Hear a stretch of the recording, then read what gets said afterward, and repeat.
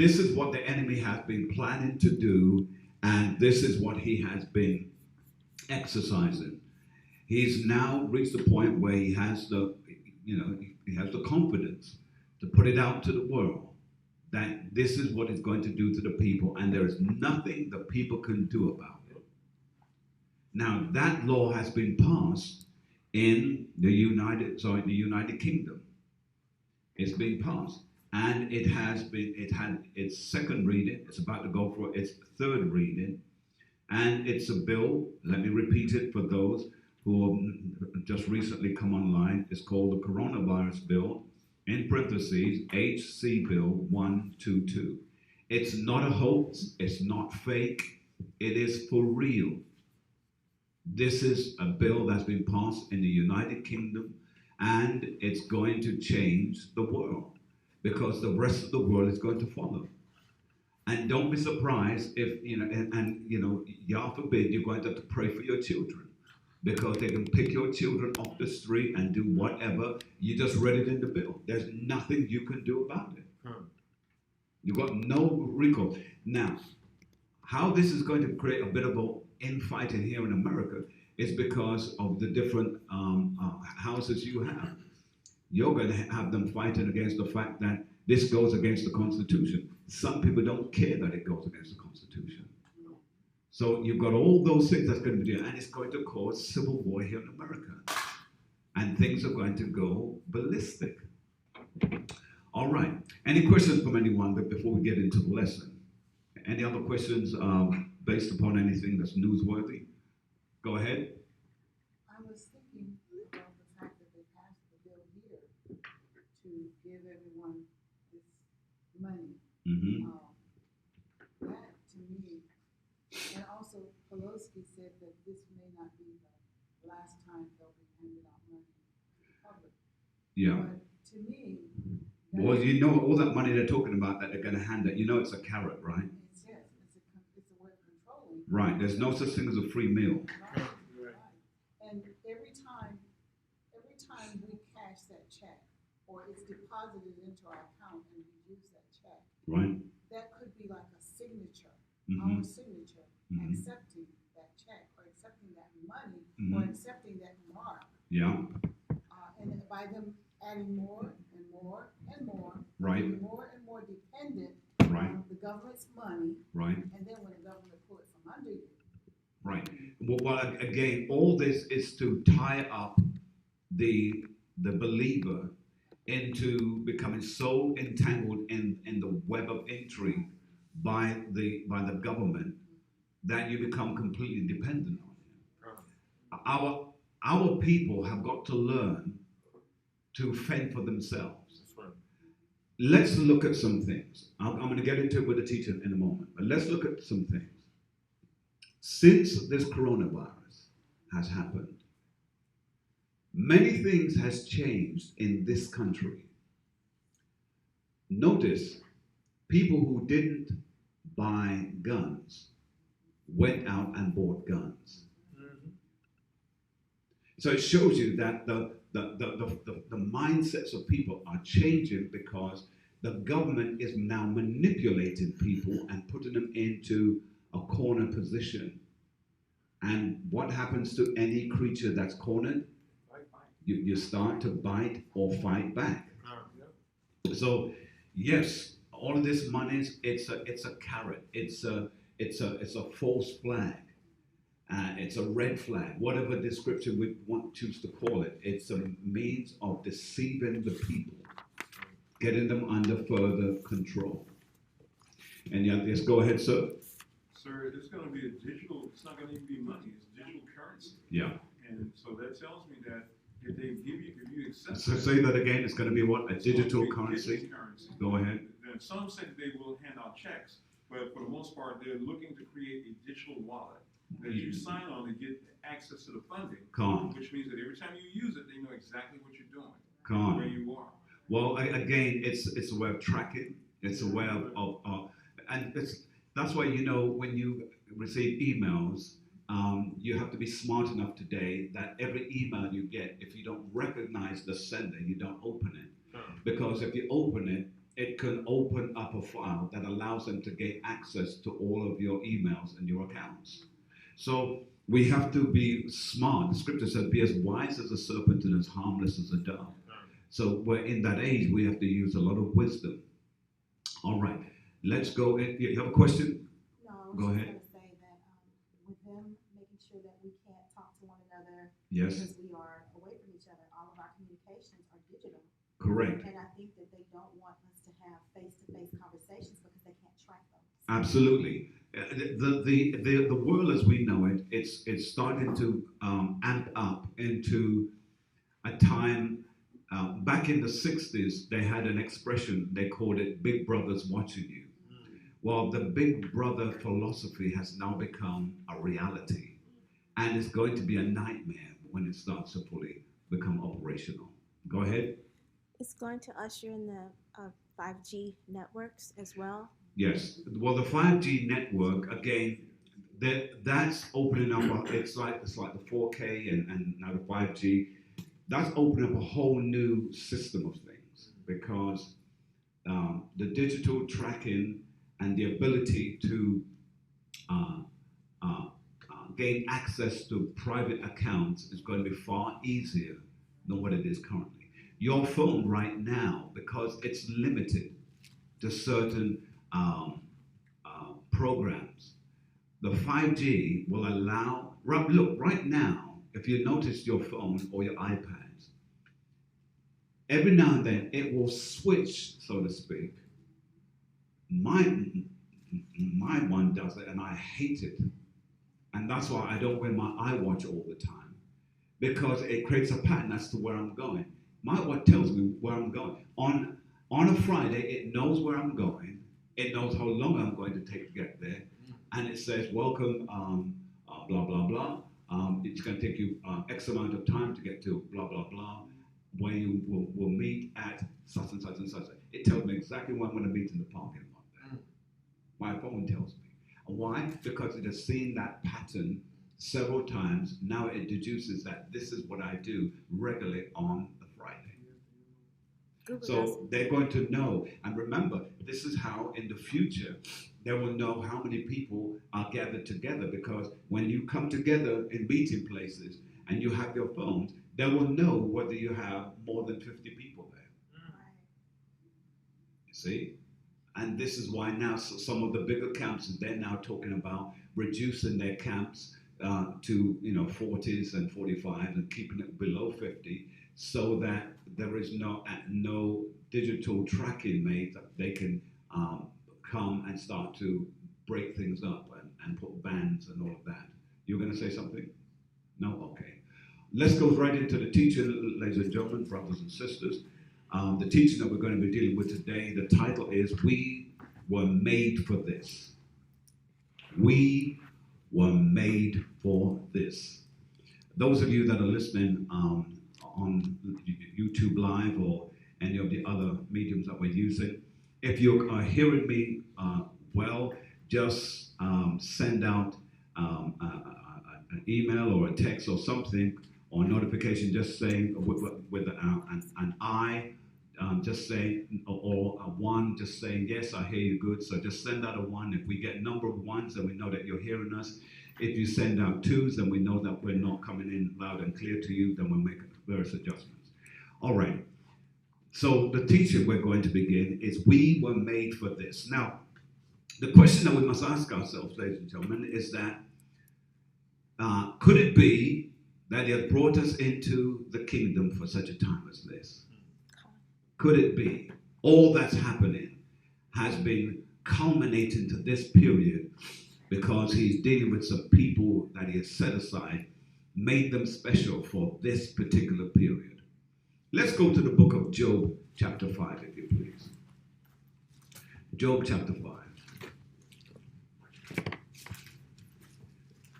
And in Job, chapter 5, I want to begin reading from verse 12. Job, chapter 5, and verse 12. Let's read. It's the book of Job, chapter 5, and verse 12. He disappointeth the devices of the crafty. Read it again, sir. He disappointeth the vices of the charity, Salaki, of the crafty, so that Now, notice what he said. He disappointeth, he continues to disappoint the devices of the crafty. Because there are people who are being very spiteful out there, very low down. And then it says, so that what? so that their hands cannot perform their enterprise. So they have an enterprise. You hear that? They have an enterprise that they want to perform. Now, when you look up the word devices, the word devices means planned purpose. Planned purpose. So they have planned a purpose of some event. When you dig further into that word devices, you know what it says? It says order out of chaos. So then you have to begin to think about the mess that we're dealing with this coronavirus all over the world. Order out of chaos. So out of chaos comes order. Because they're going to let it get to a point that they're going to use the disorder and bring it about that it causes them to bring in their plan or usher in their plans that they've had slated all along. Bear in mind, ladies and gentlemen, whilst we are naively thinking this is just something that just came up the other day, some of these things have been 5 and 10 years in the planning. You just now waking up to it. But they've been planning this behind closed doors, smoke-filled rooms, as I like to put it, where they are supping back some whiskey and brandy and bourbon and laughing at what they're going to do and how they can control the people. Notice what is broken out in China. And they say that this happened in China, and China is to be blamed, etc., etc. And have you not noticed that there is a patent order on the coronavirus? If there's a patent order on it, it means that someone invented it. And if someone invented it, it means that they have the means to cure it. Because you don't put anything out there that's going to endanger the world or the earth, because you and your family and loved ones are in that place too. So you want to have some kind of antidote that can help bring people back too. So here it lets us know that the devices that the enemy have been planning, the Most High God, he says he will disappoint their devices of craftiness. So, read, so that their hands cannot perform their enterprise. So whatever they have their minds to do, he said they will not have the ability to carry it out, to perform. Read verse 13. He taketh the wise in their own craftiness. Read. And the counsel of the forward is carried headlong. Carried headlong. Read. They meet with darkness in the daytime. So they meet with darkness in the daytime. Hence those smoke-filled rooms with their cigars and their brandies and their darkness, and they're just lit little lamp here so they can't record. It looks like a conspiracy novel when you think about it. But it tells you clearly here. It's showing you they meet with darkness in the daytime. How can that be? That means they have to be in a room. Go on. And grow in the noonday as in the night. As in the night. In other words, they've got to be groping around to switch a light on so they can get themselves out of there. These people are despicable. Notice, in California right now, the California governor have been releasing prisoners earlier than they were supposed to. Some of them weren't even slated to be released. They're being released. Now, think about that just for a moment. We have the so-called Chinese Americans who are in a little bit of a hot seat because people now are looking at them because they're saying, we're in this because of you. So what do? They go and get themselves a gun. They're going to protect themselves. And also the fact that jailbirds or criminals are being released earlier. And notice the police aren't doing anything about it. Did you read about that too? That's right. The police now are not bothering themselves. If you are driving over the speed limit in California, they're not arresting you for this, giving you citations like they once were. In fact, they're letting a lot of that go. In fact, all they're doing is just making a note of it so they'll get back to you later. But right now, they're not taking you in for any of those things. There are a lot of misdemeanor crimes they're getting away with. Why is that? Because even the police have been told to dial it back a little bit. So then, it means people are in fear of their life. Now, do you live in a neighborhood that you have to be in fear of your life, that you can call the police and they may take a good while to come? You're going to want to protect your family. That's right. Can't? So these are the things that we're facing right now. And notice, in California, and I'm using California because that's been the area that's been highly played out in the news, they were doing over 300 arrests per day. 300 arrests they were doing per day. Now it's 60. How do you drop from 300 to 60 all of a sudden? Because what they have done is created a recipe for disaster or a recipe for chaos. So again, order out of chaos. Let's take it a step further. Go to 2nd Ezra, please.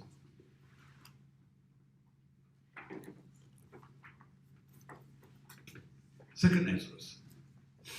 So citizens are going to provide their own forms of protection. 2nd Ezra, let's go to chapter 15. Begin at 16. 2nd Ezra chapter 15, verse 16. Let's read. 2nd Ezra chapter 15 and verse 16. For there shall be sedition among men, and invading one another. They shall not regard their kings nor princes. Meaning they're not going to regard your politicians, your governors, your mayors. We're not going to regard them because they're not protecting us. They're not providing a means for us to stay safe. So why are we going to listen to them now? And remember, gun sales have gone up by 50% since the beginning of the year. Go on. And the course of their actions shall stand in their power. Go on. A man shall desire to go into a city. A man shall desire to go into a city, read. And shall not be able. And in California right now, a man can't do that. A man can't go into another city.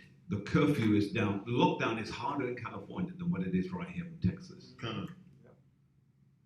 New York is going through some heavy lockdowns as well. That's right. So let's read on. Let's read 17 again. Verse 17. A man shall desire to go into a city and shall not be able. For because of their pride, the city shall be troubled. The houses shall be destroyed, and men shall be afraid. Men shall be afraid. So you're seeing these things are being fulfilled even as we speak. And remember, it's not reached anywhere. This is just, the scripture says this is but a light thing. We're not even there yet. That's right. Let's go from here to the book of Isaiah, chapter 13. Isaiah chapter 13. And we're going to read Isaiah chapter 13 and verse 16. Isaiah chapter 13, verse 16. Their children also shall be dashed to pieces before their eyes. Their houses shall be spoiled, and their wives ravished. So imagine, that day is coming when children are going to be treated like trash. They're going to be bashed. Wives are going to be ravished. But why? Because their husbands would have either been killed, or because many of the women that will be preyed upon will be women who you've heard them say in times past, I don't need a man. Okay, we'll see. Because in that day, you'll see that you're going to need someone. Read it again from the top, please. Isaiah chapter 13, verse 16. Their children also shall be dashed to pieces before their eyes. Read. Their houses shall be spoiled, and their wives ravished. Read on. Behold, I will stir up the Medes against them. So he said he will stir up the Medes against them. Go on. Which shall not regard silver, and as for gold, they shall not delight in it. So in that day, it's not going to be about money. It's not going to be about money. It's going to be about survival. Money won't be worth anything. In fact, people were using it to make fires. That's right. Let's go from there, if you please, to the book of Zechariah, chapter 14. Zechariah, chapter 14. And please ask questions as we go along. I'm open to questions in this teaching.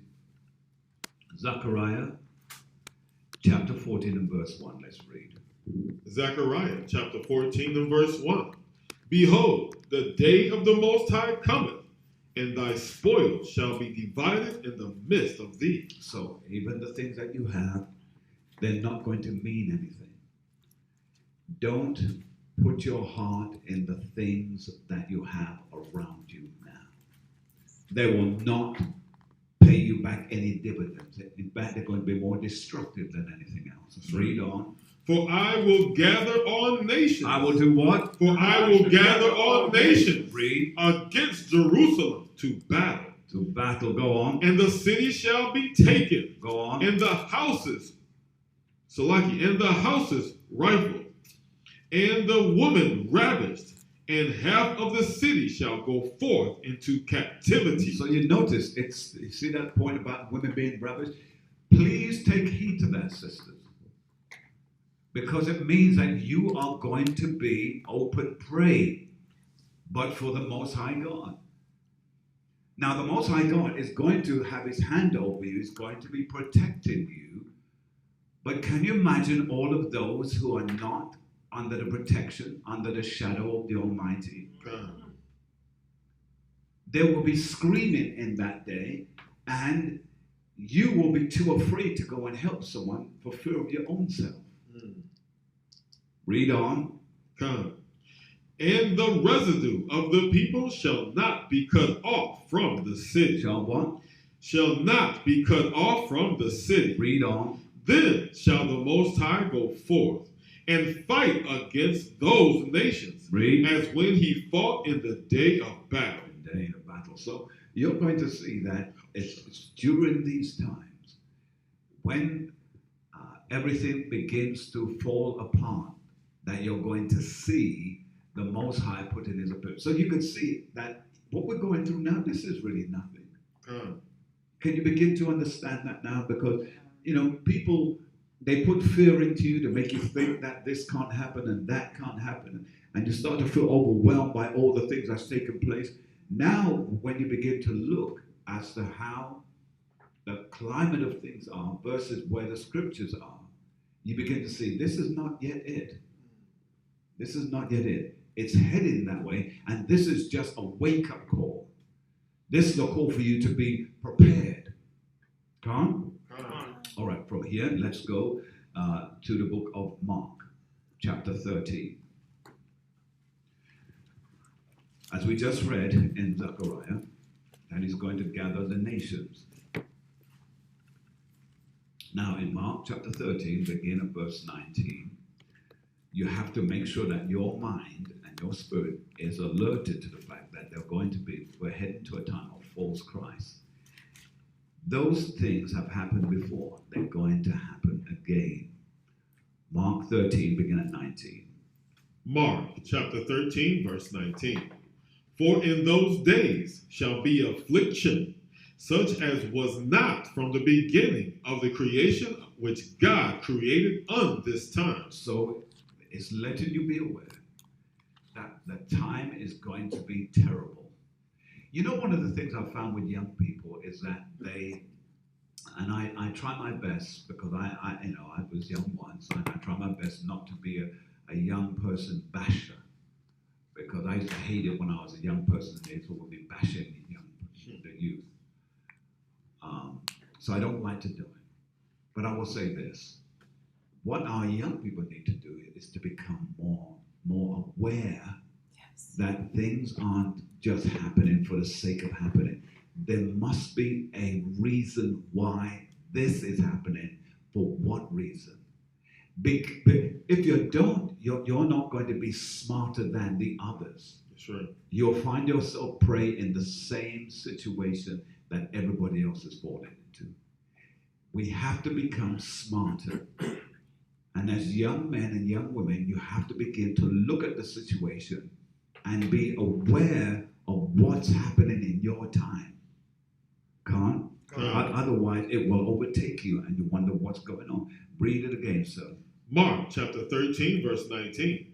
For in those days shall be affliction.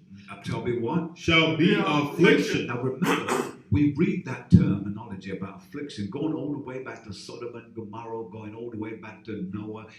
It's been going on from the beginning. That's right.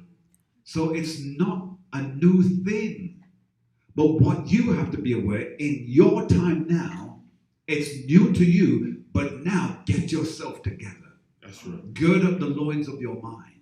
Read. Such as was not from the beginning of the creation which God created unto this time. Read. Neither shall be. Read. And except that the Lord had shortened those days, no flesh should be saved.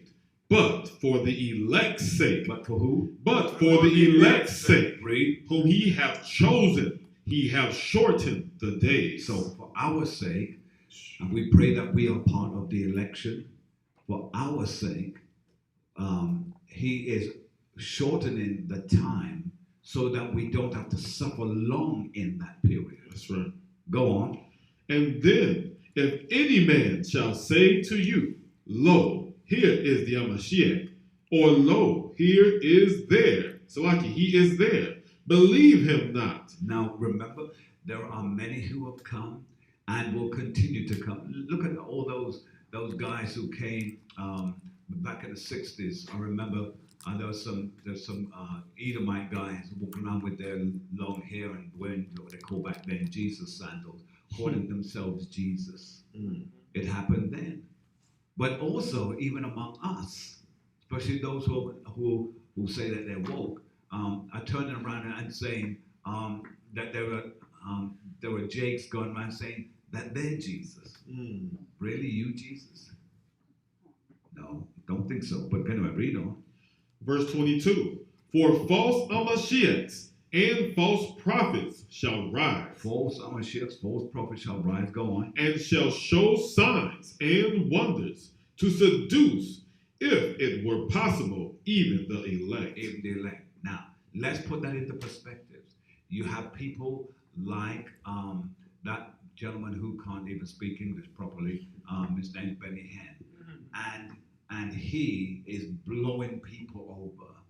He's taking his handkerchief and flashing across people, and they're falling down. And they're likening him to Jesus. All these are false prophets. All of them. Because they're all about money. They're all about having these great... I get a telephone call every single year from Benny Hinn's group. And saying, Pastor Thompson, will you come along and help us with the organization? Will you come and help in this area? Will you come and help in that area? Not on your life. Because it's all about bringing all the people in and then to collect a huge offering and get out of that city and go to the next. It's about money for them. It's not about the saving of souls, so to speak. It's money enterprise. So when we read on further in the scriptures, read verse 23. It's let's read the latter clause of 22. It says, and signs and wonders to seduce, if it were possible, even the elect. Because they've seen people heal, they've seen people get up and walk, they've seen all of those things. Again, it's trickery out of the hands of the enemy. Read 23. But take ye heed. This is what you have to do. But take ye heed. Read. Behold, I have foretold you all things. He has foretold us all things. So if that is the case, that means we ought to be aware that these things are going to happen at given periods in time. Come on. Go to Jeremiah. Jeremiah 28. Jeremiah 28. And when you go there, we're going to begin reading at verse 8. Jeremiah chapter 28 and verse 8. This is what our prophets are meant to be doing. Read. The prophets that have been before me and before thee of old prophesied both against many countries and against great kingdoms. And against what? And against great kingdoms. We have to be able to be bold enough to speak against leaders, law enforcement, whomever. We have to be bold enough to speak before them and not be afraid. Come. Read. Of war and of evil. We have to tell them that war's coming. Now, they don't like you saying that. Why are you bringing all that bitterness? Why are you bringing all of that? Everything's calm right now. You bring up war. Yeah. In fact, your own family members will come against you because they're going, why do you always want to talk about those things? I mean, everything's good right now. Now, when you hear them say that, it's because they're loving the world that they're in right now. And this world that they're loving is going to be their destruction. I don't care who that member is of your family. That's what they're doing. And you cannot help them because they're going to die in their trespasses and their sins. Read. And against great kingdoms of war and of evil and of pestilence. And of pestilence. Notice the word pestilence. Pestilence. And is pestilence not what's happening right now? Read on. Verse 9. The prophet which prophesieth of peace, when the word of the prophet shall come to pass, then shall the prophet be known that the Most High have truly sent him. That's truly sent him. There's a lot of them talking about, all we're going to do is just get through this, and everything going back to normal, and there'll be peace, and we can just go on forever, anyway, kumbaya. But here's the thing. None of those things is so. We are revving up. This is just a little bit of a shake before the storm comes. Go to 1 Ezra, chapter 15 and verse 1. This is what the preachers should be doing. You tell me if they're doing that. Go ahead and read. 2 Ezra, chapter 15, and verse 1. 2 Ezra, chapter 15, and verse 1. Behold, speak thou in the ears of my people. So it says, speak thou in the ears of my people. My people, read. The words of prophecy. So we must be talking prophecy all the time. We've got to bring prophecy to them. Justice, we're going to bring prophecy to them. Johanna, prophecy to them. We have to bring prophecy to the people. That's right. Yes. Oh, but they did that back in the day. But the prophecy was for that generation. Now we're in another generation. We have to bring that prophecy again. Wake people up. That's right. Read. Which I will put in thy mouth, read, saith the Lord, and cause them to be written in paper, for they are faithful and true. Read. Fear not the imaginations against thee. Let not the incredulity of them trouble thee that speak against thee. Go on. For all the unfaithful shall die in their unfaithfulness. Read. Behold, saith the Lord, I will bring plagues. Oh my goodness. I will bring plagues. Where? Upon the world. Read. The sword, famine, death, and destruction. See? So the scripture has been prophesying this from the beginning. What's new? Nothing's new. Read on. Come. For wickedness hath exceedingly polluted the whole earth, Go on. and their hurtful works are fulfilled. So have you noticed that the whole earth at this time, and when have you lived to see an entire world come to a standstill like it has? Come. I have never seen that in all of my years. That's right. That when you see cameras streaming of other countries, and you look down the roads of there's no one on the streets. Hardly anyone's on the streets. Wherever you go. We were at camp yesterday, and guess what? A couple of brothers there chatting. Elam's out there, as per usual. But other than that, not a whole lot of people. It was all the shops are shut down. The hotel even looked shut down to me. Come. Here. It was almost like a ghost town. Do you have any questions from anyone? Go ahead. I was just going to say, over the course of our lifetimes, when we look at it on the news, they always made it look like it was a third world country. Con. For them, and they're not developed in advance. Con. And they gave us a false sense of security, like it could never be us. Right. And let me repeat what you just said so the others who are listening could. Over the years, and the news has made us develop a false sense of security that only such things could happen in other third world countries. Not here in America. Not here in the land of the bold and the whatever free. I don't know, whatever it is. Something like that. Come. But then when we read on, let's read verse 6 one more time. 2nd Ezra chapter 15. 5 and 6, read that again. Verse 5. Behold, saith the Lord, Read. I will bring plagues upon the world, the sword, famine, death, and destruction. Read, sir. For wickedness hath exceedingly polluted the whole earth, and their hurtful works are fulfilled. Fulfilled.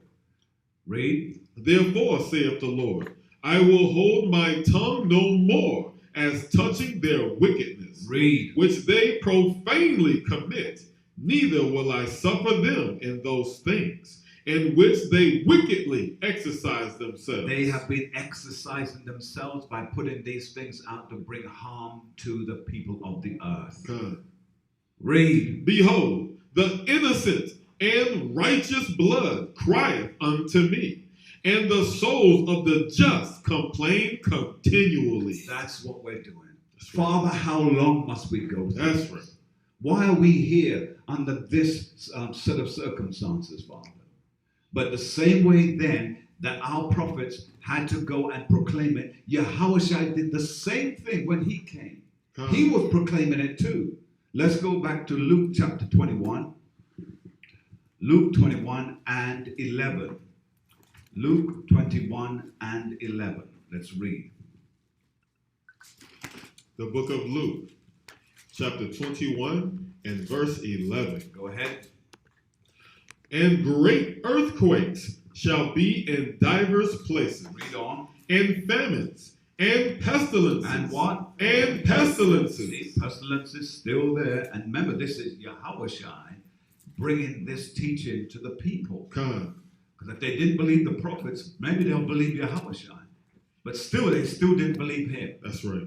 But go on. And fearful sights and great signs shall there be from heaven. Read. But before all things, they shall lay their hands on you and persecute you, delivering you up to the synagogues and into prisons, being brought before kings and Read. rulers for my name's sake. And it shall turn to you for a testimony. For what? For a When testimony. you go through what you go through, when you suffer like you've suffered, Make sure you don't get up from your situation or your circumstance and don't have a testimony in your mouth. That's right. God. Because you've got to encourage your brethren. I've been through the valley. I know what it's like. Come. But I feared no evil because I was made for this. Read on. Settle it, therefore, in your hearts, not to meditate before ye shall answer. Read. For I will give you a mouth and wisdom, which all your adversaries shall not be able to gainsay nor resist. Read. And ye shall be betrayed both by parents and brethren and kinfolks and friends, and some of you shall they cause to be put to death. So in the climate that's about to come, even those nearest and dearest to you, they will betray you. That time's coming, and that's going to be a hard pill for you to swallow. Read on. And ye shall be hated of all men for my name's For sake. whose sake? For my name's sake. Go on. For there shall not a hair on your head perish. Read. In your patience possess ye your soul. In your patience possess your soul. Read. And when ye shall see Jerusalem compassed with armies, then know that the desolation thereof is nigh. Is nigh. There's going to come a time you're going to have to leave Dodge and get out. Yeah. All right. Let's go from there, if you please. Let's go. Let's deal with some of the nations. Let's look at that. Let's go back to Genesis. Let's deal with some of the nations. Question, go ahead. Pastor, could, in verse number 12, Verse number 12, in Luke 21 and 12, Luke 21 and 12. could the synagogues be the mega churches and the prisons? Oh, yes, yes. Yes. All of these churches they're speaking about are those people who have put millions of dollars into these mega churches and they sit there feeling like they belong. Look, ladies and gentlemen, there's something that you need to be aware of. When the thing with leadership, the higher you are raised up in leadership, the more humble you have to become. People just don't seem to get that. I've known brethren for years, and a little bit of fame or notoriety has gone to their heads, and they think they're Jesus himself. And then people are falling out under the Spirit, and they're feeling like they are the ones who caused all of that. Because it goes to your head. The thing with leadership, ladies and gentlemen, is that you have to have the right heart, because if you don't, you are going to become self-absorbent of all of that. And you'll feel like you are a god, because when people are hailing you and, oh, you're wonderful this, and imagine you're in a church of 40,000, 20,000, 15,000. You know what your flesh is saying with all of that? Go ahead. But Pastor, they can confiscate those mega churches and turn them into hospitals. Absolutely. And And prisons. they will. And prisons. And they will. Remember the complaint that was made to one of our brothers in this city when we had that serious storm here in Houston. It tore up everywhere. And this particular preacher, I won't mention his name because I'm not giving him no free advertising here. They gave a whole lot of flack to him because he had places in his auditorium that he could open up to bring people in, and he wouldn't do it.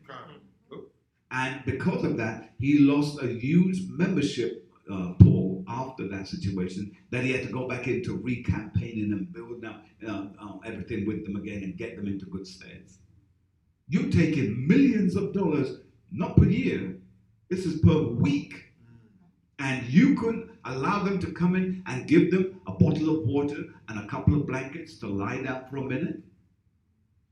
Oh yeah, these mega churches will be confiscated and used as detention centers. You watch and see. Let's go to the book of Genesis, chapter 19 and verse 36. Genesis, chapter 19. Now, you brothers better be on your good foot. I'm going to be jumping on you. All right. 19 and 36. Let's read, if you please. please. Genesis chapter 19 and verse 36. Thus were both the daughters of Lot. Read that again, please.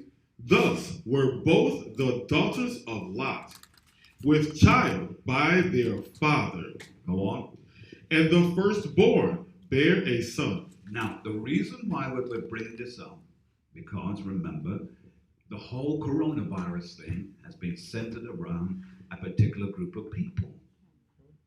Now, here it tells us clearly here, this is what was in the spirit of these daughters. That, in fact, let's see if I could have enough time to. Let's go back to verse 35, and let's read verse 35 to give some clarity for those of you that don't know the story. But make it 34. Go on. Genesis chapter 19, verse 34. And it came to pass on the morrow that the firstborn said unto the younger, That's the firstborn daughter. Go on. Behold, I lay last night with my father. So she made a terrible sin by getting her father drunk and laying with her father. But she made sure she got him to a drunken stupor to such a degree that he could not remember what he had done. Go on. Let us make him drink wine this night also, and go thou in and lie with him, that we may preserve seed of our father. Now, the reason why some would say, well, how could the father let this happen? How could he let them make him become so drunken? Well, remember the circumstance. Lot was not necessarily concerned about his things. It was his wife that was concerned about the things. That's why she looked back and she got destroyed. He was more concerned about getting out with his wife and his children. Now, you would say then, why did he allow himself to get drunken? Well, think about it. His wife has just been destroyed. The woman that he loved. He was in mourning. He was broken. So to drink was the way to forget or even to numb yourself from your past. And so that's what he did. And here we read that in the next verse, verse 35, go on. Verse 35. And they made their father drink wine that night also. Because you see, he was susceptible to that. Go on. And the younger arose and lay with him, and he perceived not when she lay down, nor when she arose. Because Thus, he was so intoxicated. Please keep that in mind. But for those of you who can get self-righteous and say, well, I would have known. No, you wouldn't. Not when you are drunk. And remember, the wines that they had back then, the grapes were more potent then than they are today. That's right. Go ahead. Thus were both the daughters of Lot with child by their father. Go on. And the firstborn bare a son, and called his name Moab. So Moab they're the children of what we call today Down syndrome. Down syndrome. Down syndrome is the byproduct of why and how these people became the way that they are. Down syndrome. All right, go on. The same is the father of the Moabites until this day. And you see, it says until this day. In other words, whenever you read this now or in the future, it's still the same set of circumstances. Read. And the younger, she also bare a son, and called his name Ben-Ami. Ben-Ami, yeah. And said, the same is the father of the children of Ammon until this day. Of Ammon until this day. So, Ammon is the Japanese. Moab is the Chinese. You see that? Making it very, very clear. Have you got that, ladies and gentlemen? Yes. Now, let's go to Nehemiah. The book of Nehemiah, chapter 13. Now, the reason why it's important that we deal with these, because for you to get better understanding, Nehemiah,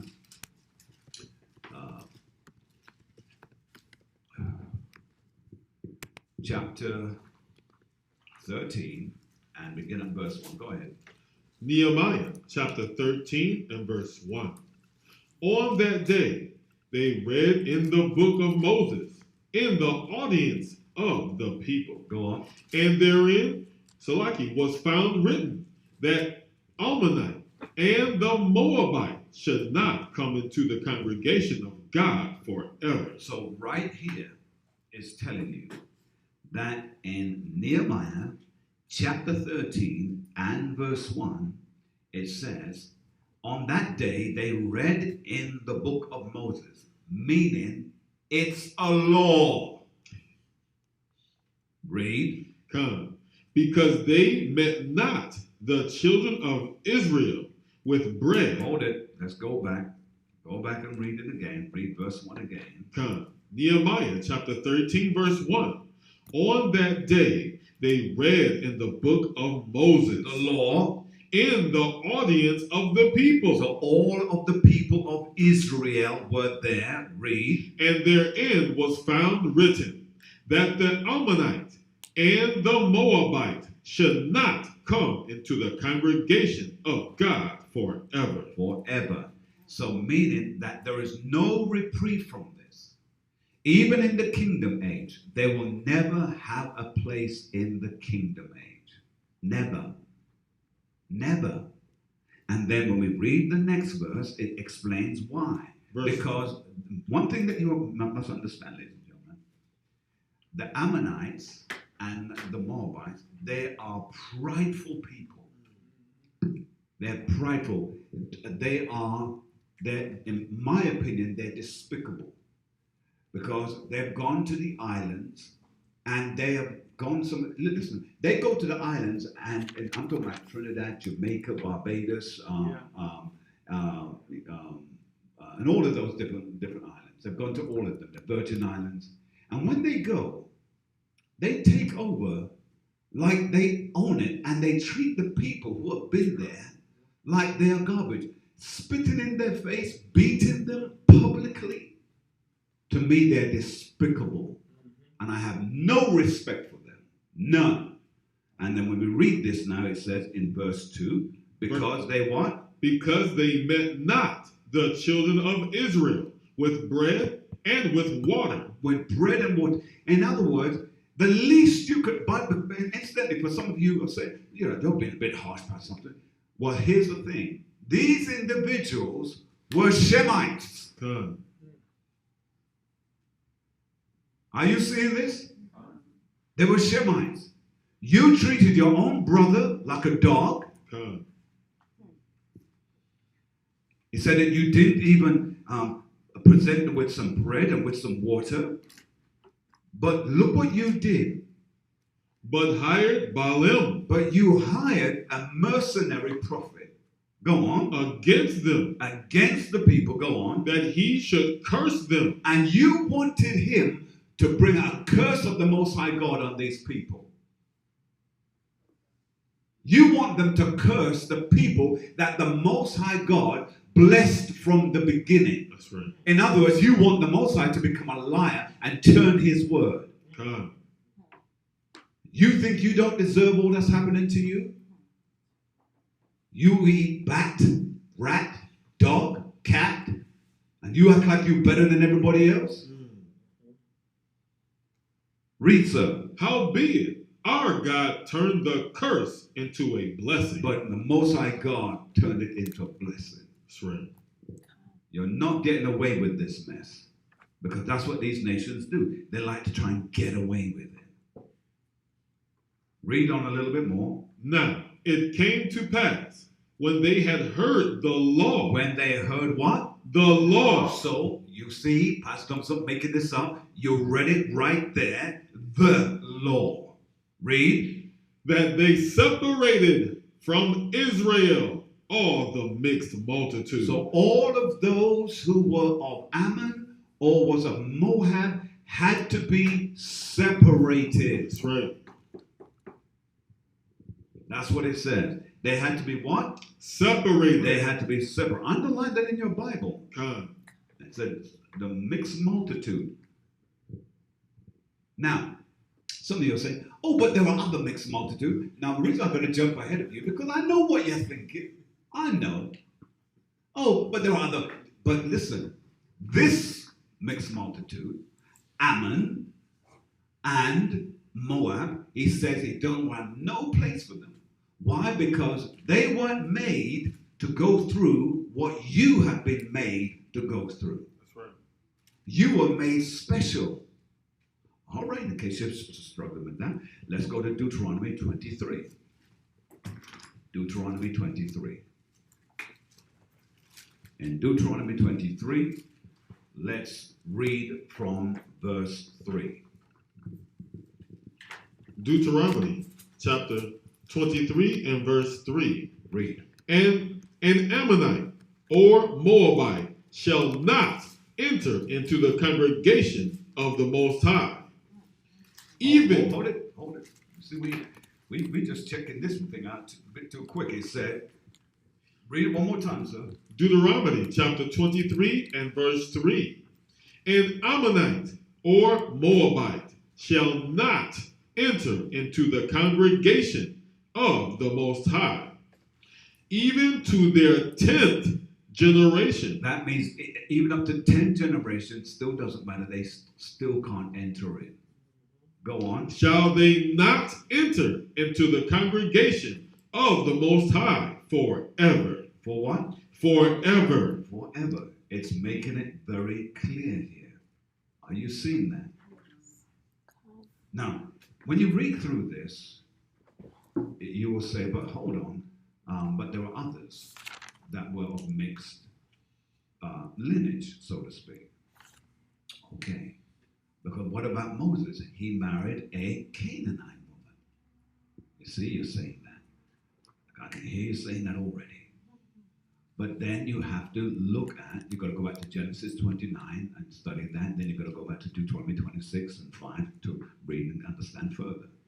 But let me prove to you that the nations had to be separated. Go, if you please, to Deuteronomy chapter 7 and read verse 6. Deuteronomy chapter 7 and verse 6. For thou art an holy people unto the Most High thy God. Unto who? Unto the Most High thy God. Read. The Most High thy God hath chosen thee to be a special people unto himself. So he's now saying, this is not down to us. He's saying he has chosen you to be a special people unto himself. He's being selfish here for good cause. And then he says what? Above all people that are upon the face Now, of there the are other earth. people with you. How can you be above them? God. How can you have people with you and you be above them? You, as a collective, have to be above all the people. Does that make sense, ladies and gentlemen? That's right. I want to make sure that this is very clear. All right? So then, when we jump, if you please, to 14, chapter 14 and verse 2, watch what he says there. Deuteronomy chapter 14 and verse 2. Read. Ye are the children of the Most High your God. Ye shall not cut yourselves nor Salaki. Deuteronomy chapter 14 and verse 2. Salaki. Deuteronomy chapter 14 verse 2. For thou art an holy people. So you are a holy people.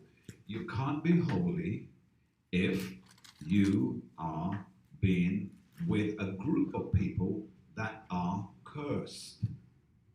You see? You can't have holy with a cursed thing. So he said that you are a holy people unto who?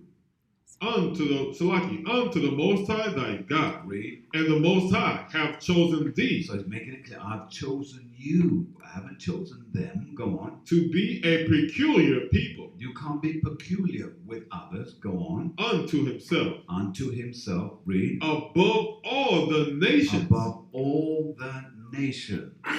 Above all the nations. Is that what it's saying to us? God. Above all the nations. So now when we go back, if you please, to Deuteronomy 23.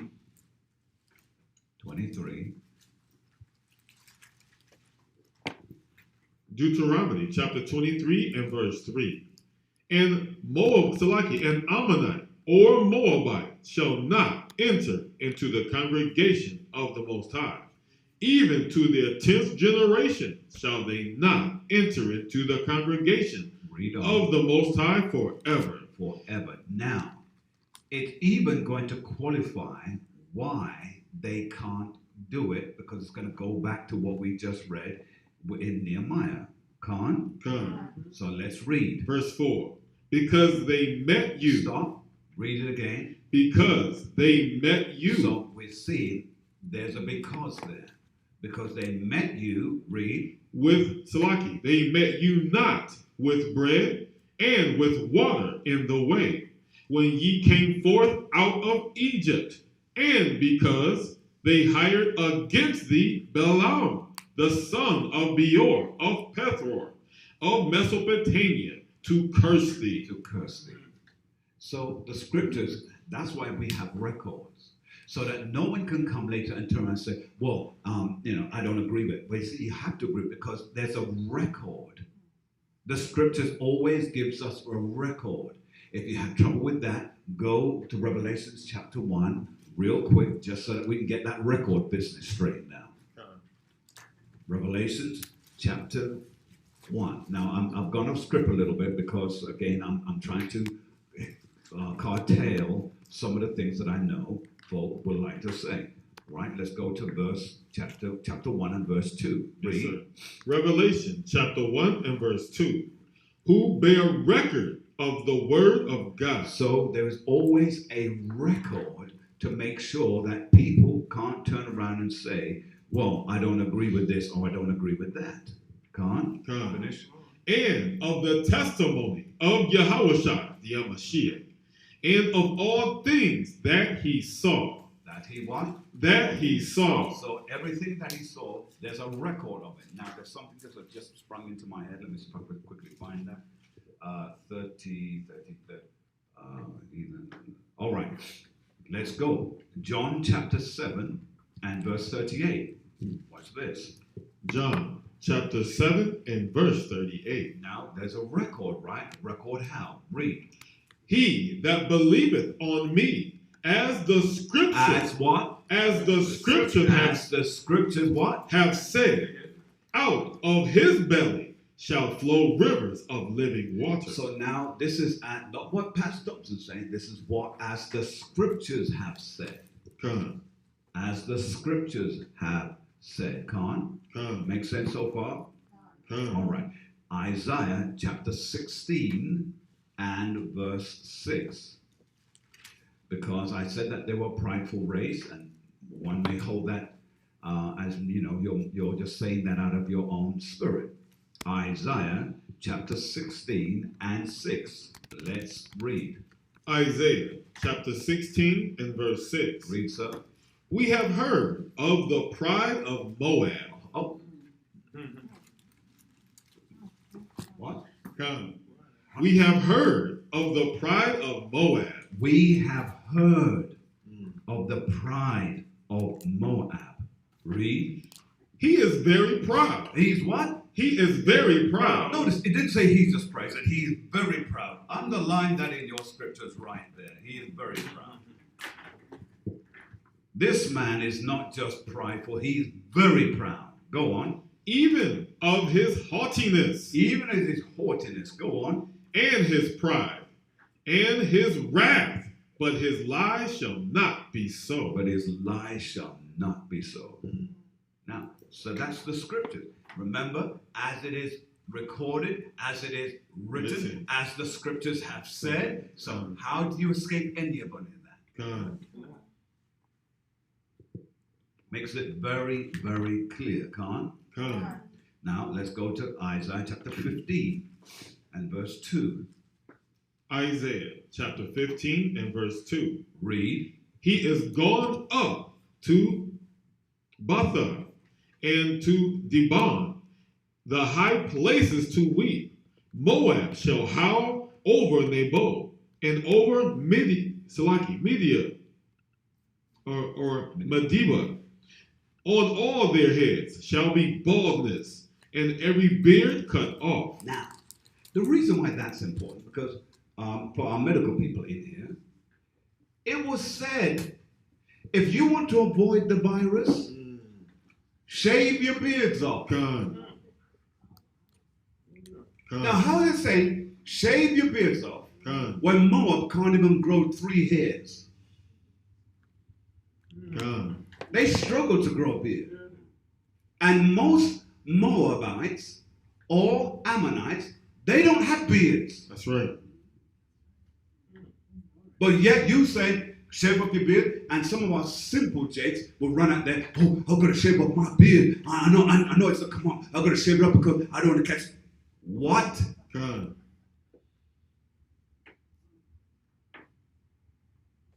Scripture says, fret not yourself. And the scripture is making it very clear here. Read it again in case anyone thought you're making this up, Doctor. Come. Isaiah chapter 15, verse 2. He has gone up to Betha and to Dibon, the high places, to weep. Moab shall howl over Nebo, and over Medeba, and all their heads shall be baldness, Shall be baldness. and every beard cut off. And every beard cut off. They don't and cannot grow beards like the rest of the world. They can't. Come. It's not in them for them to do that. It says that they're going to be howling and crying. They are in the same position, we'll go to that one in a moment, as Esau. That's right. Crying to get some forgiveness. But the Lord said, too late. Read verse 3. Verse 3.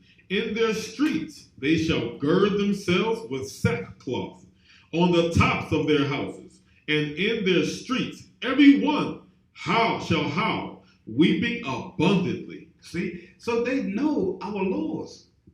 See? They know our laws. That's right. They put on sackcloth That's right. and ashes. That's right. They're bald. But did it do anything? No, it did not. You see, so they knew us, and yet you knew our standards, which was given to us by the law, and yet you still didn't give us bread or water. And by the way, when they didn't give you the bread and water, they broke the law. That's right. Because the scripture said That's right. that I will bless them that bless you, That's right. and I will curse them that curse you. Come.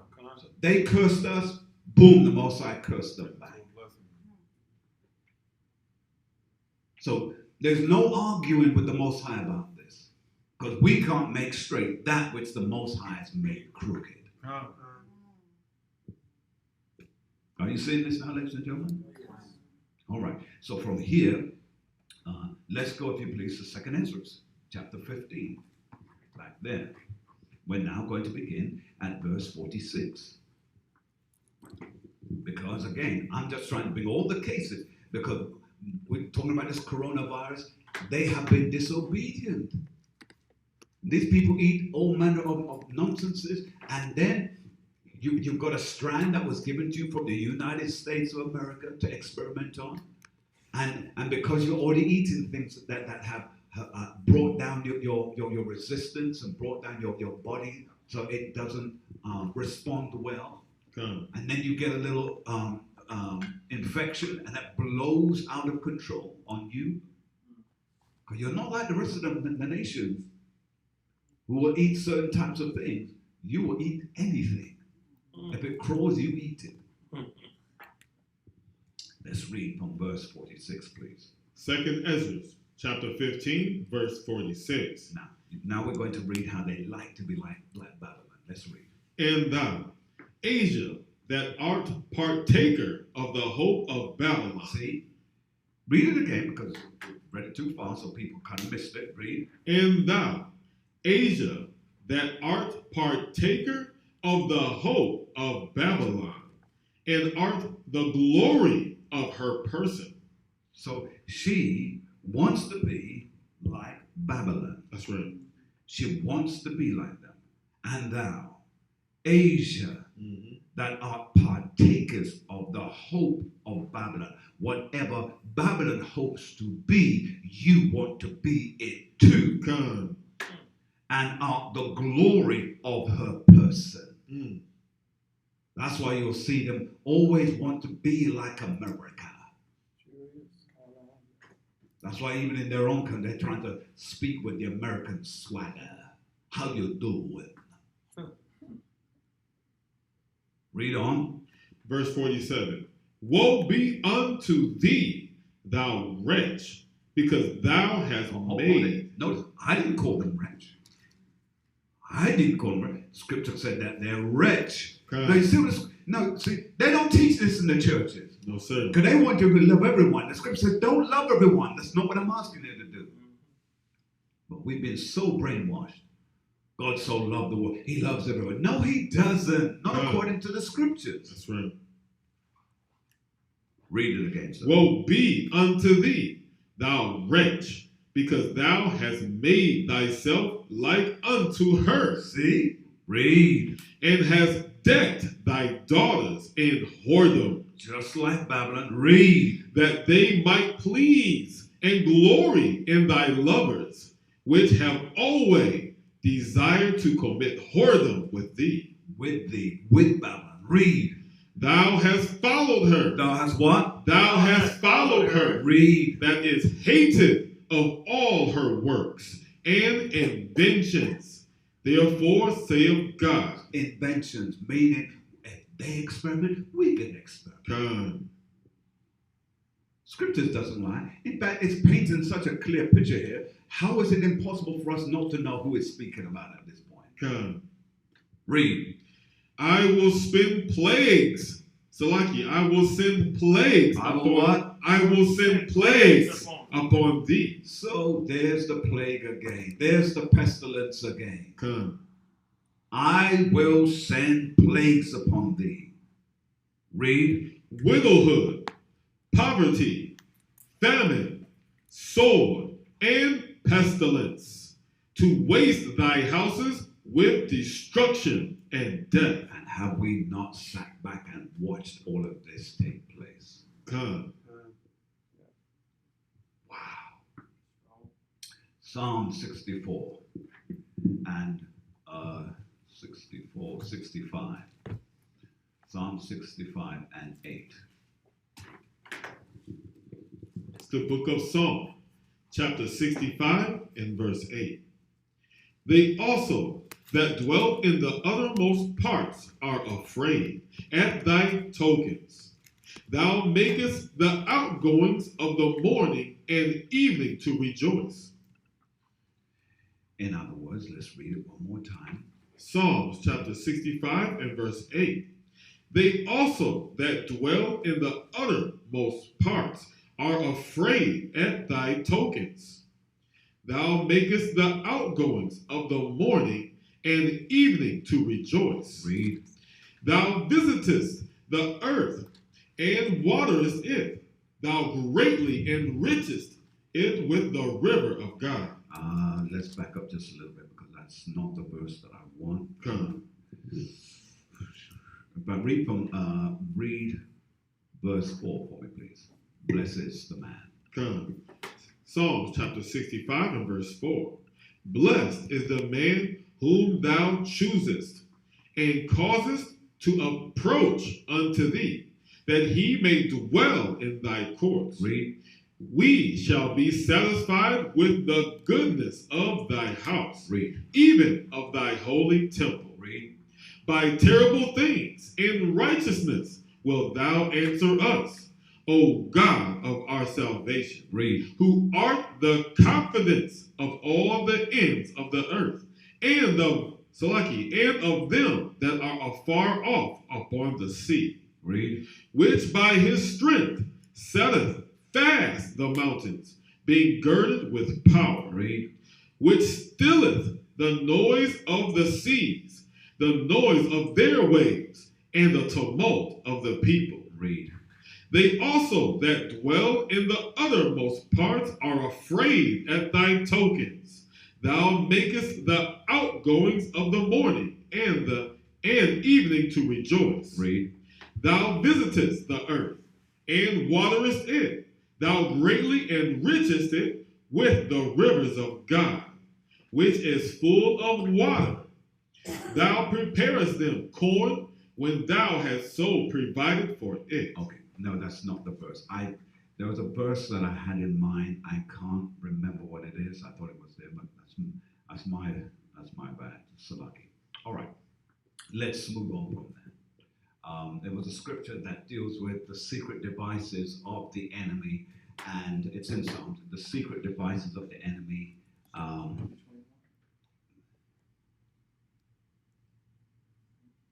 It's like the Lord brought out their secret devices and made them known. They were trying to keep it secret, but the Most High brought it out. I can't remember where that is now. So 64:2, the secret counsels of the wicked. 64:2, let's go. It's the book of Psalms, chapter 64 and verse 2. I'll start at verse 1. Hear my voice, O God. In my prayer, preserve my life from fear of the enemy. Hide me from the secret counsel of the wicked, from the insurrection of the workers of iniquity. That's the one. That's the one. That's the one. Thank you very much. That's the one. All right, now let's read that again. Read 62 again. Psalms chapter 64 and verse 2. Read 1 and 2 like you did. Verse 1. Hear my voice, Hear O my God, voice in my prayer. and our prayers. Israel, go on. Preserve my life from fear of the enemy. Keep us sheltered from all of the actions of our enemies. Go on. Hide me from the secret counsel of the wicked. So when they are putting together their secret counsels to do and bring evil against us, read. From the insurrection of the workers of iniquity. From those who are workers of iniquity. Hide us, cover us from that. Yeah, that's the one. Thank you so much. Thank you so much indeed. All praise to the Most High. All right. So what we need to do now, I need you to go to Malachi. No, let's go to Philippians. Let's get back to dealing why we were made for this. Why we were made for this. What did I do now? So let's go to Philippians chapter 1 and 6.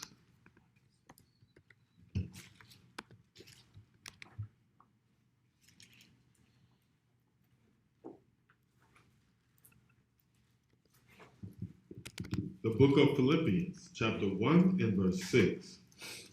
Being confident of this very thing, that he which hath begun a good work in you will perform it until the day of Yahushua, the Mashiach. So, that's powerful in and of itself. Because that's letting you know that the Most High God has started something in you. In fact, let's jump up to verse 3 and read from verse 3 on down. Philippians chapter 1 and verse 3. I thank my God upon every remembrance of you. Read. Always in every prayer of mine for you, all making request with joy. Read. For your fellowship in the gospel from the first day until now. Until now. So, everything that you've been doing, the Most High has got it covered because he is never going to forget your labor of love. He's never going to forget that. That's right. He has made you for a particular purpose. And then it says in verse 6, being confident. Verse 6, being confident of this very thing, that he which hath begun a good work in you will perform it until the day of Yahushua, the Mashiach. In other words, what he started in you, don't fret, don't become dismayed, because he who started it is going to finish it.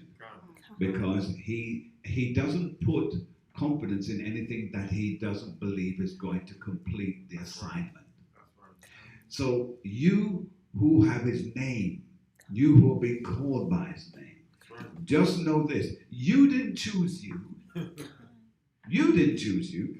There are look when you look out to the other Jakes out there, you have to say to yourself, there are other Jakes out there that's far more intelligent, far more brighter, far more this than I.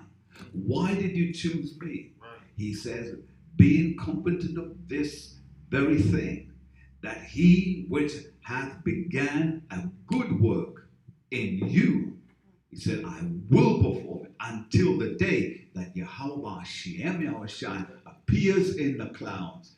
And when he comes back, you know who you are. Hallelujah. In other words, we were made for this. God. Malachi chapter 3 and 1. Let's see why. Malachi chapter 3, because you've got to go through something to be worth it. Malachi chapter 3 and begin at verse 1.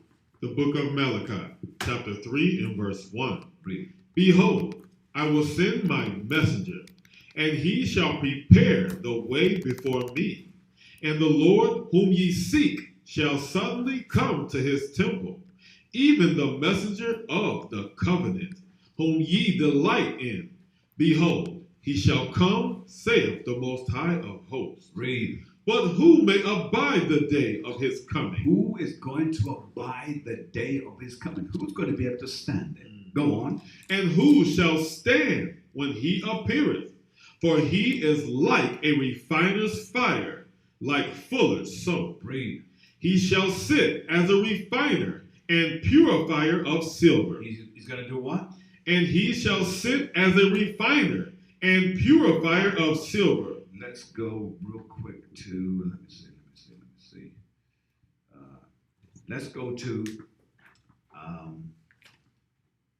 full of soap. Let's go to 2nd Ezra chapter 16 and verse 17. Come. 3. 2nd Ezra 16 and 73. 2nd Ezra chapter 16 and verse 73. Then shall they be known who are my chosen. So this is how you who are his chosen, this is how you're going to be known. Go on. And they shall be tried as the gold in the fire. You are going to go through some fire. You're going to go through some hell. You're going to go through some hell. You're going to go through moments that's going to make you sweat. Begin to worry. How am I going to do it? How am I going to make it? But read. Hear, O ye my beloved. So listen up, my beloved. Read. Saith the Lord. Read. Behold, the days of trouble are at hand. Trouble is at hand. It's coming. It's inevitable. Read. But I will deliver you from the same. Have confidence. That's He right. said he's going to deliver you from the same. Whatever it is, he's going to deliver you. Come? Come. Right. Now let's go back. In fact, let's pull a couple of scripts. Let's go to First. Before we go back to Malachi, let's go back to 1 Corinthians chapter 10 and verse 10 and 13. 10 and 13. 1 Corinthians chapter 10 and verse 13. There have no temptation taking you, but such as is common to man. But God is faithful, who will not suffer you to be tempted above that ye are able. Now he's not going to make you go through anything that you are not able to what?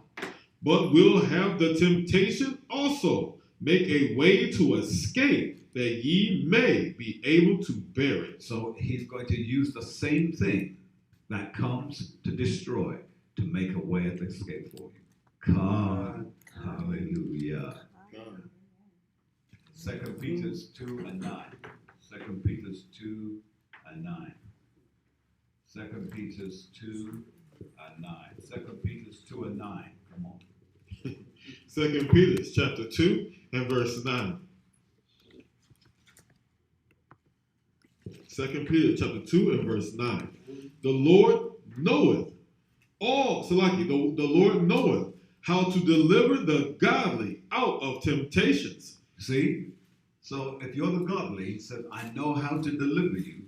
Go on. And to reserve the unjust unto the day of judgment to be punished. So the unjust will be reserved until the day of punishment. That's why we have to recognize some things we go through.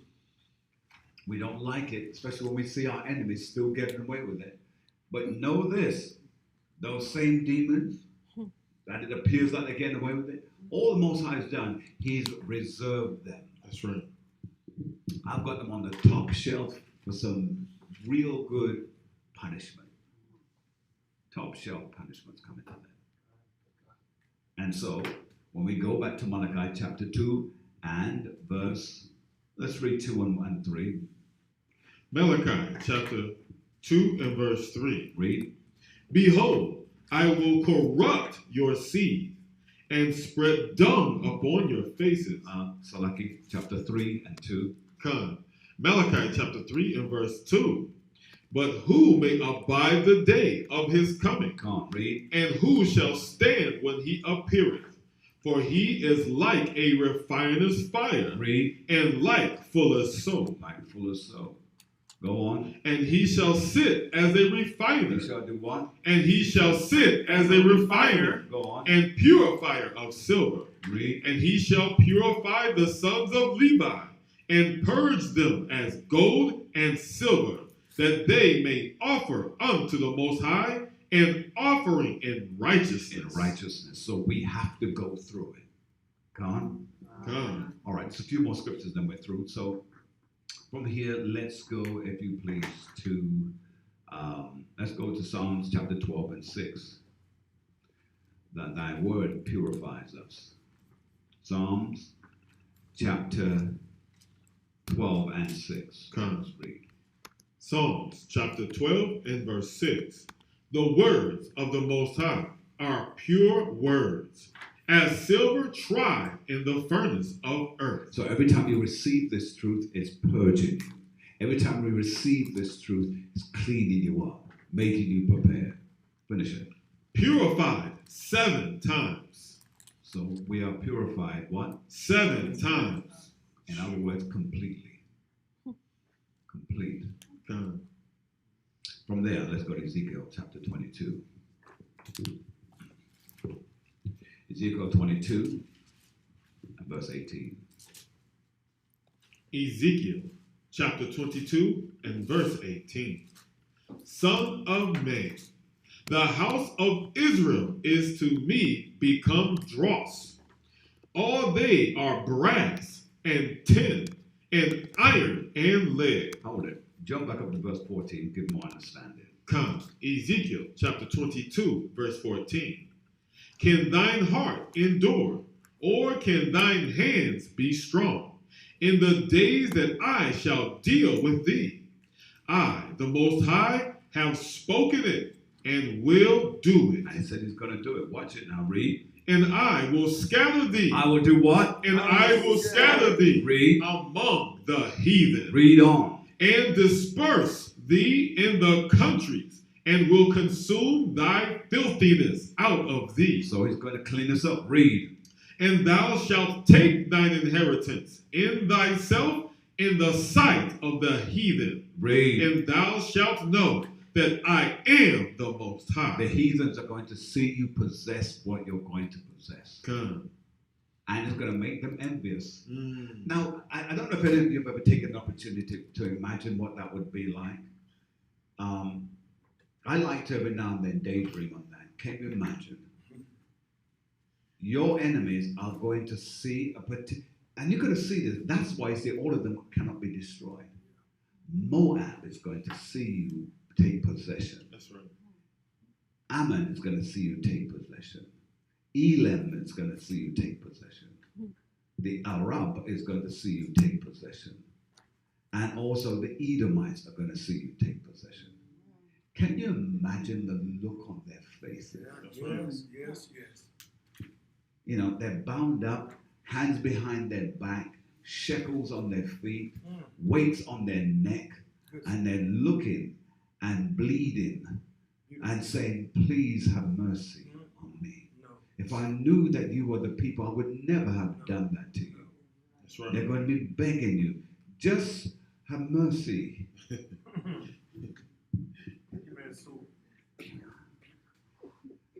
Let's read. Come. Before I get carried away, let's read. Yes, sir. Ezekiel chapter 22 and verse 16. And thou shalt take thine inheritance in thyself in the sight of the heathen, and thou shalt know that I am the Most High. And the word of the Most High came unto me, saying, Read. Son of man, the house of Israel is to become dross. All they are brass and tin, and iron and lead, in the midst of the furnace. Read. They are even the dross of silver. Now, I'm not going to go into all the scriptural backing of this, but just bear this in mind real quick, okay?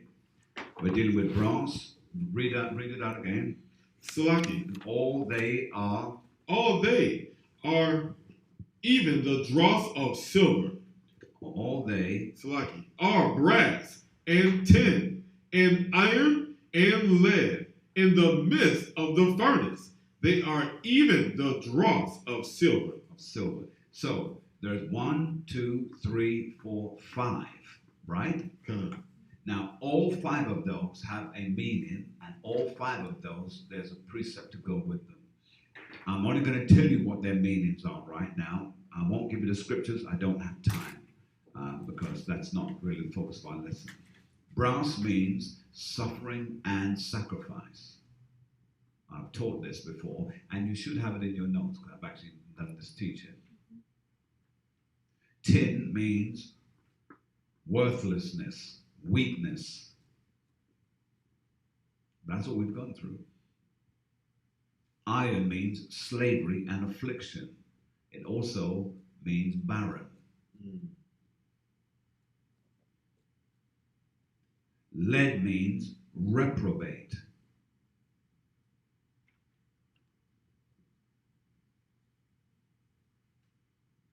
Silver means redemption. And there's precepts to back all of those things up. But we don't have the time for that now. So let's go back and let's read verse 19 on. Verse 19, Salaki, Ezekiel chapter 22 and verse 19.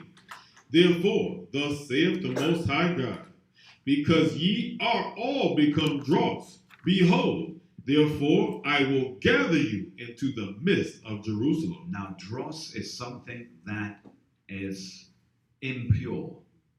And so Israel has been under fire from the beginning because all that dross that is in us needs to be burnt up, melted up, so it can be scooped off the top. Come.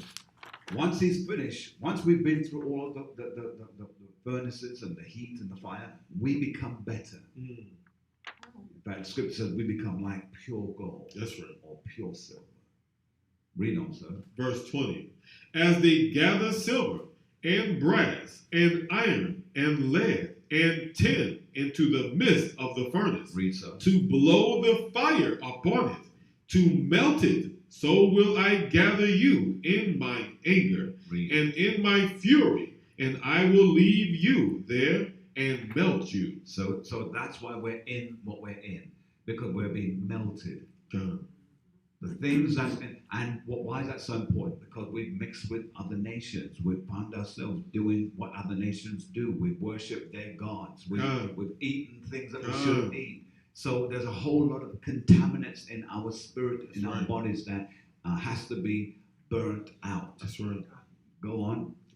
Yea, I will gather you and blow upon you in the fire of my wrath. Read. And ye shall be melted in the midst thereof. Read. As silver is melted. As what? As silver is melted. So as redemption is melted, go on. In the midst of the furnace, so shall ye be melted in the midst thereof. And ye shall know that I, the Most High, have poured out my fury upon you. So 2 Corinthians chapter 11 and verse 23. 2 Corinthians chapter 11 and verse 3. I only have 3-4 more scriptures after that. So 2 Corinthians chapter 11 and verse 23. 2 Corinthians chapter 11 and verse 23. Let's go. Are they ministers of the Mashiach? I speak as a fool. I am more in labors more abundant, and stripes above measure. So this is Paul letting you know that Paul said that in terms of his suffering as an apostle, he has suffered much. He has suffered bondage, he has suffered beating, he has suffered all those things. So sometimes when we're complaining about what we've been through, if we went through what Paul went through, then we really have something to complain about. But read on. In prisons more frequent, in deaths often. So he had been in prison frequently. In death, he had been killed and resuscitated many times. Wow. Read on. Of the Jews 5 times received I 40 stripes, save once. So his own people beat him. His own people. And we complain when somebody looks at us cross-eyed. Read on. Thrice was I beaten with rods. Once was I stoned. Thrice I suffered shipwreck. Now, you notice you talk about stoning. Now, Americans may not understand stoning. I don't even understand because I wasn't brought up there. But what I'm saying is that the countrymen from the islands, they believed in stoning. Oh, yes. Yes, indeed. They will stone you. If they are not Israel, I don't know what is. God. Am I like Doctor? They will, if you don't come together, they'll stone you to death. Just saying, but let's read on.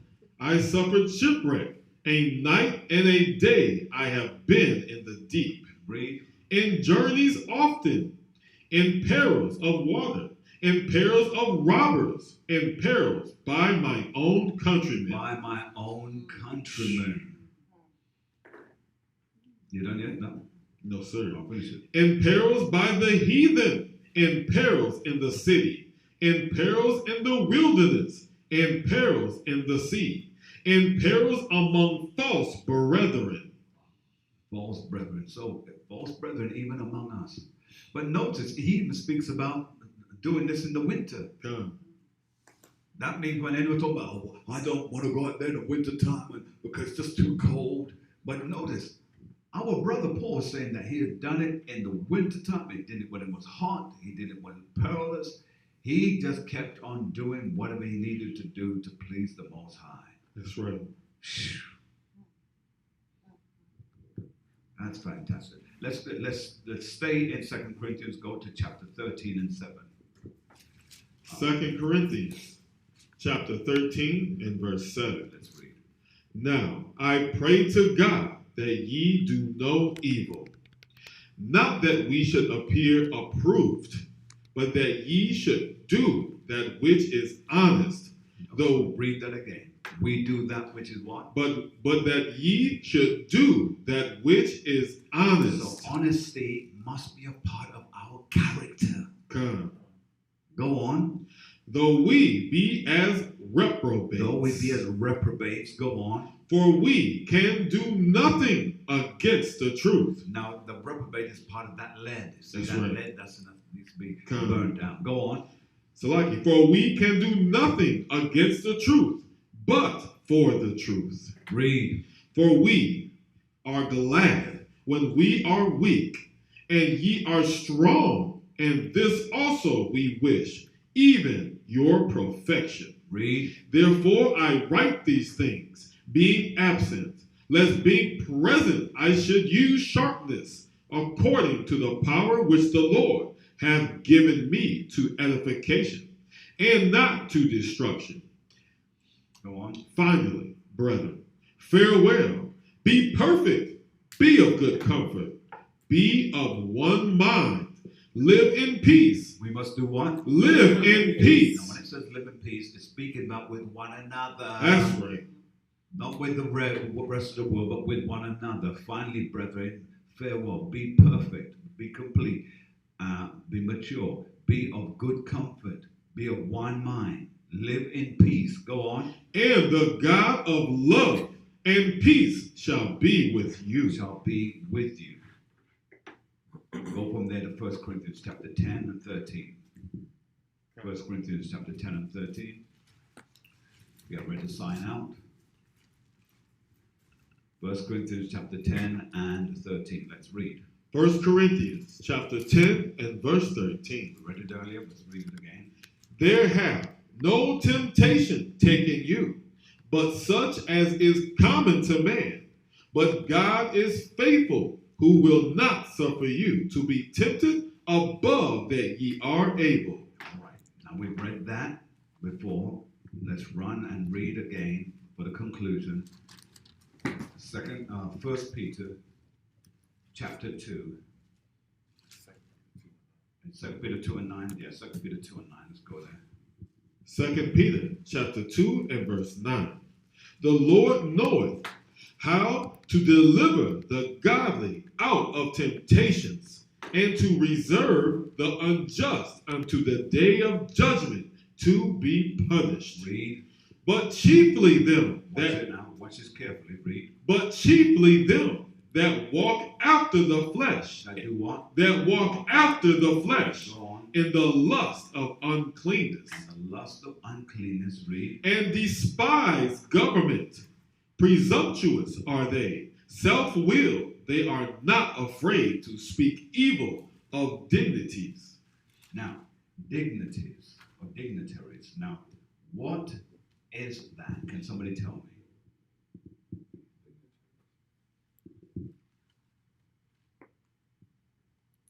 Anyone? Quickly. The government. Dignitaries deals with dignitaries. So dignitaries is what? Now remember, when it's speaking about dignitaries or dignities is us. Because ultimately we are the dignitaries. So what is a dignitary? It's not leadership among our people. Say what? Leadership among our people. Those. Well, that's how we've been taught. Christianity teaches that. That is the leadership. But what did I just say? The dignitaries is us. How we deal with each other. How we deal with each other. Now, let's understand what the word dignitaries mean. Find it, just, you Google it, whatever, dictionary, real quick. Now, the reason why I'm being persistent on this, because you need to know what you are, who you are. So when we read it now, anyone got it in the dictionary, or you Google it? Anyone? Who said that? A person considered to be important. Good. You've got it. Now, read it loud. A person considered to be what? Important. You are important. Finish it, ma'am. Because what? Of high rank Because of high rank or office. or office. We can stop there. You have a high rank and you have a high office, but notice, the princes are walking and the slaves are on horses. That's right. And you're a dignitary. And right now, it tells you that clearly they are not afraid to speak evil of dignitaries. They're not afraid to speak evil about you. That's right. That used to bother me, that one word there, because what's the mean? I mean, and yes, in the Christian church, and the reason why I never looked into it, because like many of us, when the Christian church taught us this is speaking about the leadership of the church. When really it's speaking about all of us. That's right. How dare you separate us like that?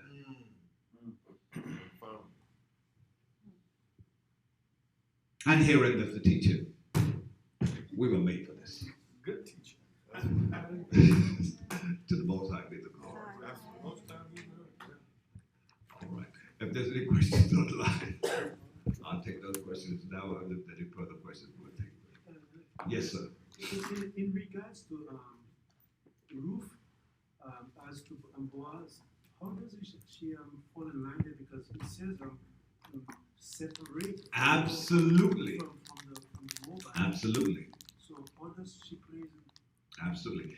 Again, the only way you're going to understand that with Ruth is that you have to read what's called a chronological Bible to let you know when that took place versus the other parts.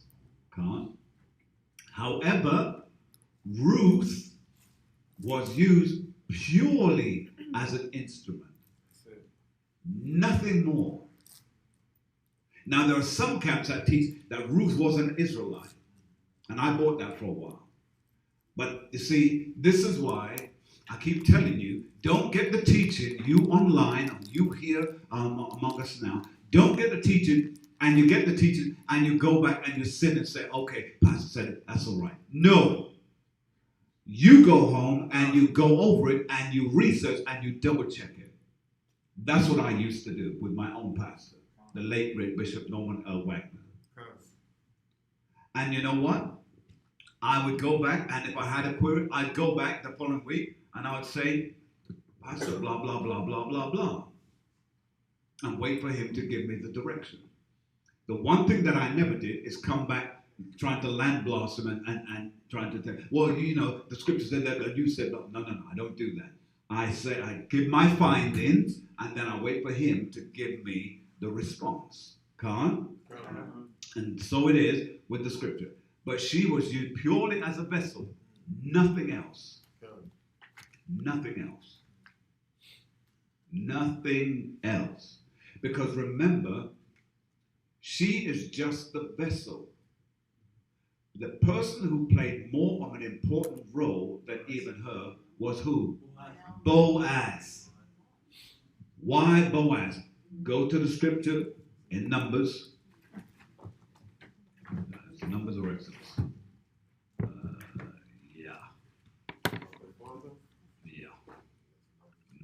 Numbers 1 and 18. Numbers chapter 1 and 18, let's go. Let's read. Numbers chapter 1 and verse 18. And they assembled all the congregation together on the first day of the second month. And they declared their pedigree after their families. They did what? They declared their pedigrees. They declared their pedigrees after their families. Meaning their bloodline after their families. By the house of their fathers. By the house of their fathers. That's why when you read in 1 Chronicles chapter 9 and verse 1, it said, so all Israel were reckoned by the genealogy, and behold, they were written in the book of the kings of Israel and Judah, who were carried away to Babylon for their transgression. Meaning, even when we were carried away, we still had a record of our genealogy. That's how we knew. But what did they do? When Esau now came to take us away from, and remember, you've got to remember who Esau is. Esau's the devil, like the Bible speaks of. He's the devil. And you know what he did? He came in two forms. He came as Greek. And when he came as Greek, the devil changed our names. That's why when we read the Apocrypha and you read some of the names of the patriarchs and apostles, patriarchs and prophets, you'll see that they gave the Greek version of it. Because they're always trying to change things. That's why, you know, the Greeks and Romans and the Americans, Esau, they're all the same people. Just regenerated again in a different place. Same spirit. And what did they do? They tried to change your name. And when they took your ancestors or our ancestors from the Africas and brought them to the Americas, what did they do? Change your names. Yeah. Took away your heritage. Took away your language. And that's why when we confound the people on the street and they come around and they say, well, why are you making this such a big deal? Did you lose your name? God. Did you lose your language? Did you lose your heritage? And they shut their mouth right up. That's right. I know it works me up a little bit, Keep that blood pressure down. But yes, go ahead. It's running around in my mind. Where would Ruth be if she was a Moabite in the kingdom? Where would she be here? Oh, oh no, she's done. She'll be in the. She'll be back. The question is, where will Ruth be in the kingdom age? Well, she'll be back, but unlike Esau, she won't be completely destroyed. Esau, we won't even know what Esau was when we're done with Esau, because he will be like he never was. But Moab, they will become the pot washers, That's right. as pursuant to the book of Psalms. They're going to be pot washers. They're going to be slaves. They're going to be ones who will clean and iron your clothes, wash your plates, make sure all those things are together. Otherwise, you're going to get a thrashing. So she will come back and serve out her life in that regards, and we'll keep on repeating that process. Now, will there be some kind of leniency on her? I don't know. I'm not the Most High. But I can say, since you contributed to the bloodline of Yahushua, there may be a little something going that way. In other words, where you might have got 50 lashes, you may just get 25. Your house lady. Now, the person said, how can you be sitting there and laughing about this? Because the Bible says I must. I must make merry about these things. The scripture. And that's why you see when people turn around and say, they haven't read their Bible.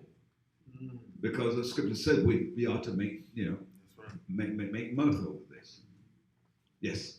So Lot's wife and his daughters, who all were disobedient in the kingdom, will they also have a lesser role? Oh, well, see, Lot's wife will be back, but she'll be the least in the kingdom, but she'll still be Israel.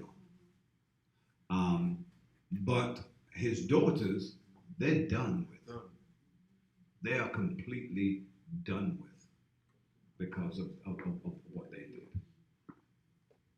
You see, and by the way, when I say done, I'm talking about their genealogy, because remember, the genealogy is of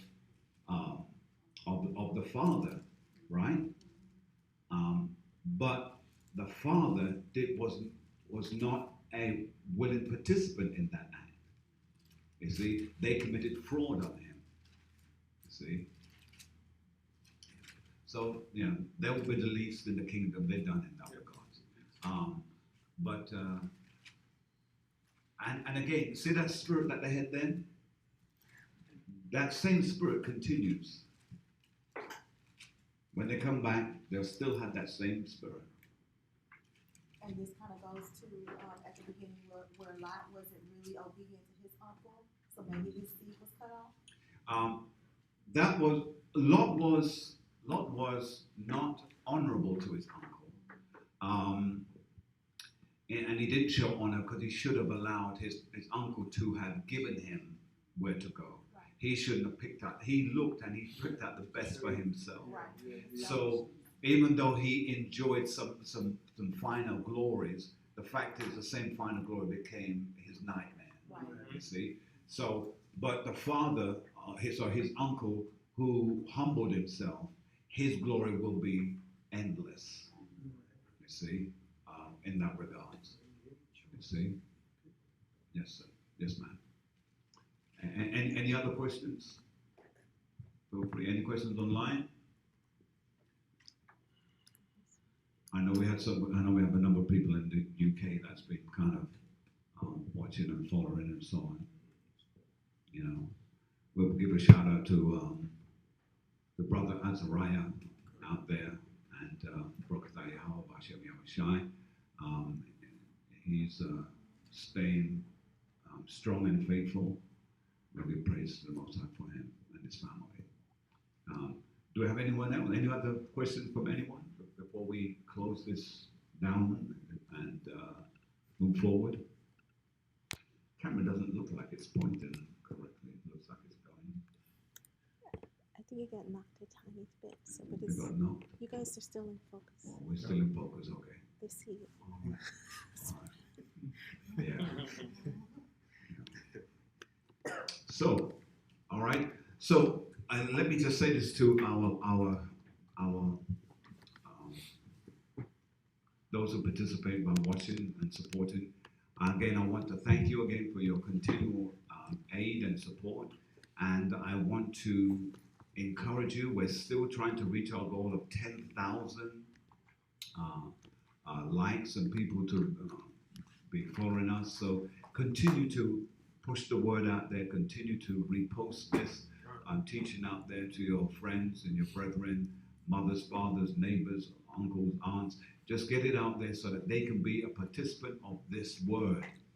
And again, to those of you that have been so much of a blessing to us continually with your giving, please continue to give.